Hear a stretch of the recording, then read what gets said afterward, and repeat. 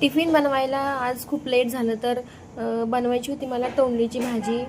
मग मी बनवली झटपट कुकरमध्ये तोंडलीची भाजी. तुम्ही पण ही रेसिपी नक्की बनवून बघा. कुकरमध्ये 10 मिनिटात होते.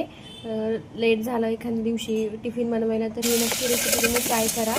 आवडलं चॅनल लाईक आणि सबस्क्राईब नक्की करा.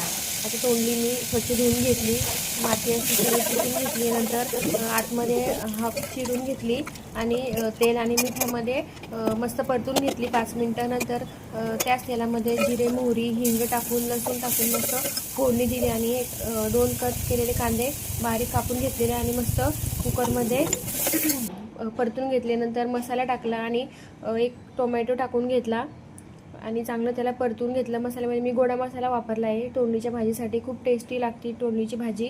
आणि लाल तिखट बाकीचे आपले रेग्युलर मसाले. आणि नंतर आपण परतून घेतली तोंडली टाकून घ्यायची आणि नंतर तुम्हाला शेंगदाण्याचं कूट आवडत असेल तर टाकून घ्या. त्याने भाजी खूप टेस्टी लागते. नक्की टाका शेंगदाण्याचं कूट. आणि 2 शिट्ट्यामध्ये ही भाजी लवकर शिजून जाते. 10 मिनटात टिफिनसाठी ही भाजी खूप हेल्दी आहे आणि तोंडली हार्टसाठी त्यात फायबर खूप आहे. तर तुम्ही नक्की रेसिपी ट्राय करा. आवड लाईक करा.